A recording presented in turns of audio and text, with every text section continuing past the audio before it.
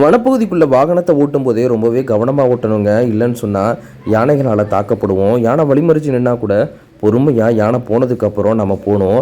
ஆனால் இங்கே ஒருத்தர் செய்யக்கூடிய தவறை பாருங்களேன். யானை ரோட்டோரமாக நின்றுட்டுருக்கு. அவர் கடந்து போயிருக்கலாம். பார்க்கணுன்னா கூட கார் ஓரத்தில் நின்று பார்த்துட்டு போயிருந்துருக்கலாம். ஆனால் அவர் அந்த யானை பக்கத்துலேயே போய் நின்று கையெடுத்து கும்பிட்டு யானையை நான் வம்பிழுக்கிறேன் அப்படிங்கிற பேரில் அங்கேயே நின்றுக்கிட்டு இருக்காருங்க. அந்த யானைக்கு என்னங்க தெரிய போகுது கும்பிட்றதெல்லாம்? அது காலால் மண்ணை எத்தி போறையா இல்லை மிதிக்கவா அப்படின்னு காமிக்கவும் அவன் அப்பயே கிளம்பிடுவார் அப்படின்னு பார்த்தா, ஆனால் கிளம்பலங்க. மீண்டும் போய் அந்த யானையை வம்பிழுக்கிற மாதிரி கையை தூக்கிட்டு ஃபோட்டோவுக்கு போஸ்ட் கொடுக்குறேன் பாரு அப்படின்னு சொல்லிட்டு அவங்க குடும்ப உறுப்பினர்கள் கூப்பிட்டும் கூட கேட்காம அதே இடத்துல போய் கையை உயர்த்தி நிற்கவும் அந்த யானைக்கு அவ்வளவு கோவங்க. அந்த கோவத்தில் போறியா இல்லை வந்து மிதிக்கவா அப்படின்னு சொல்லாமல் சொன்னாலும் அவன் அதை கவனிக்கவே இல்லை. அந்த யானை அப்படியே பின்னாடி நின்றுட்டே இருக்கு. அவ்வளவு கோவமும் ஆத்திரமும் அந்த யானைக்கு இருக்குங்க.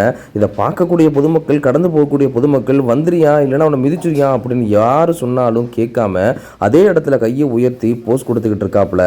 ஆனால் அந்த யானை அவ்வளவு கோவத்தோட அதே இடத்துல நின்றுட்டு இருக்குங்க. நான்லாம் என்ன நினச்சேன்னா கண்டிப்பாக தூக்கி போட்டு மிதிச்சிரும் அப்படின்னு நினச்சேன். ஆனால் அது யானை என்ன நினச்சிச்சோ தெரியல, எதுவுமே பண்ணலைங்க. கடைசியாக அந்த யானையை நான் கும்பிடுறேன் அப்படிங்கிற பேரில் தொட்டு கும்பிட்டு அந்த இடத்த விட்டு வந்துட்டான். யானை அவ்வளோ ஆக்ரோஷமாக அந்த இடத்துல நின்றுட்டு இருச்சுங்க. உயிர் தப்பிச்சு வந்திருக்காப்புலன்னு தான் நான் சொல்லுவேன். இதை பற்றி நீங்கள் என்ன நினைக்கிறீங்கன்னு மறக்காமல் கமெண்ட்டில் கமெண்ட் பண்ணுங்கள்.